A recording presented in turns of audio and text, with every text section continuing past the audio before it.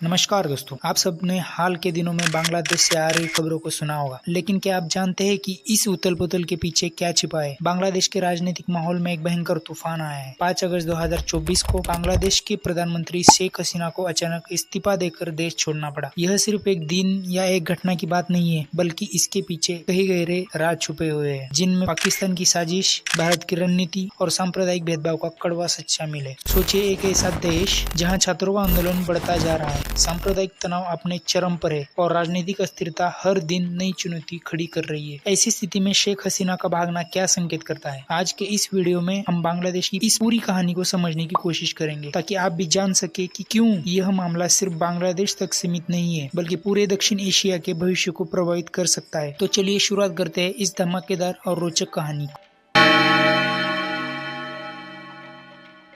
जब से शेख हसीना का राजनीतिक सफर शुरू हुआ है, तब से ही वो बहुत सारे दिक्कत में आती दिख रही है। शेख हसीना का राजनीतिक सफर 1975 से शुरू हुआ है, जब उनके पिता शेख मुजीबुर रहमान की हत्या कर दी गई थी। तब भारत में शरण लेने के बाद 1981 में हसीना ने बांग्लादेश लौटकर आवामी लीग का नेतृत्व संभाला और 1996 में पहली बार प्रधानमंत्री बनी। 2009 से उन्होंने लगातार 4 बार बांग्लादेश का नेतृत्व किया, लेकिन 2024 में उनके खिलाफ भड़के विरोध प्रदर्शनों ने उनकी सत्ता को हिला दिया और अंततः उन्होंने इस्तीफा दे दिया। और इस्तीफा देने के पीछे छात्रों का आंदोलन और उनका विरोध प्रदर्शन बहुत मायने रखता है, क्योंकि 2024 की शुरुआत से ही बांग्लादेश में सरकारी नौकरियों में कोटा सिस्टम के खिलाफ छात्रों का व्यापक आंदोलन शुरू हो गया था। इन छात्रों का आरोप था कि सरकार की नीतियों से बेरोजगारी बढ़ रही है और कोटा सिस्टम के जरिए केवल कुछ वर्गों को ही लाभ मिल रहा है। यह आंदोलन धीरे धीरे पूरे देश में फैल गया और छात्रों के साथ साथ आम जनता भी इसमें शामिल हो गई। छात्रों ने #स्टेप डाउन हसीना जैसे हैशटैग का इस्तेमाल करके सोशल मीडिया पर जबरदस्त अभियान चलाया। जुलाई 2024 तक स्थिति इतनी बिगड़ गई थी कि सरकार के खिलाफ व्यापक विरोध प्रदर्शन होने लगे, जिनमें करीब 300 लोगों की जान चली गई। इस स्थिति ने शेख हसीना को सरकार को कमजोर बना दिया और अंततः 5 अगस्त 2024 को उनका पतन हो गया। देखिए, सांप्रदायिक भेदभाव का मुद्दा बांग्लादेश में कई बार उठा है, खासकर हिंदू अल्पसंख्यकों के संदर्भ में। शेख हसीना के शासन के दौरान कुछ मामलों में हिंदू समुदाय के खिलाफ हिंसा और उत्पीड़न की घटनाएं सामने आती रही है। यह स्थिति पाकिस्तान से मिलती जुलती है, जहां हिंदू अल्पसंख्यकों के ऊपर व्यापक भेदभाव और हिंसा की घटनाएं होती रहती है। बांग्लादेश में भी कई मौकों पर हिंदू समुदाय के खिलाफ अत्याचार के मामले की रिपोर्ट्स आई है। अगर देखा जाए, 2021 के दुर्गा पूजा के दौरान हुए हमले और उसके बाद हुए दंगों ने इस समस्या को और उजागर किया। ऐसे में यह सवाल उठता है कि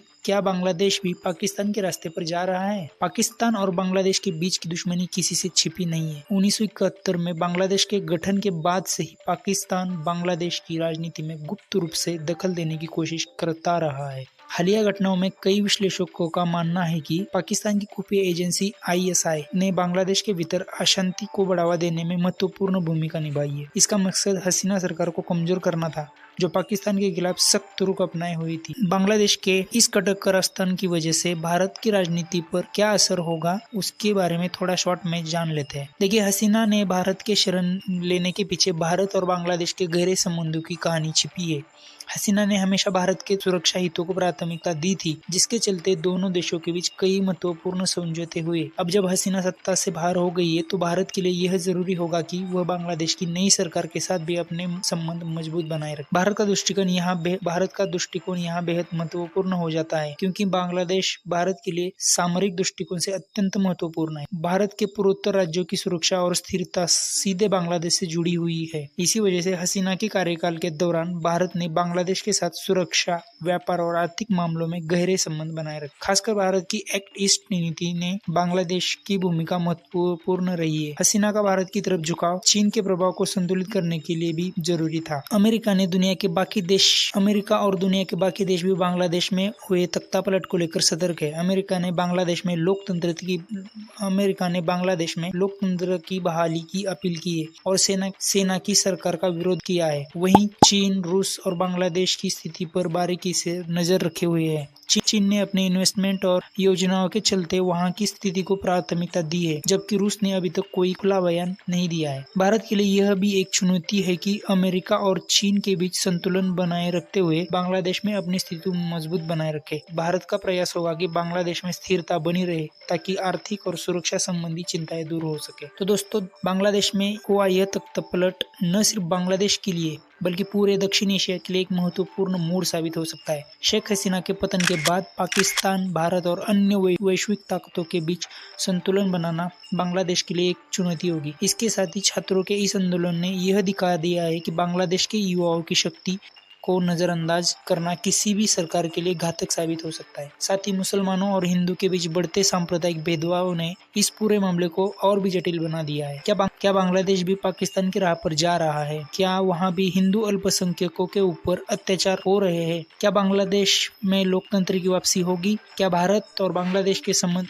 ऐसे ही बने रहेंगे और क्या पाकिस्तान का प्रभाव बढ़ता रहेगा? यह सब आने वाले समय में ही पता चलेगा। अगर आपको ये वीडियो इन्फॉर्मेटिव लगी होगी तो कृपया इसे लाइक करें, शेयर करें और हमारे चैनल को सब्सक्राइब करना ना भूलें। हम आपके लिए ऐसे ही विश्लेषण वाली वीडियो लाते रहेंगे। धन्यवाद।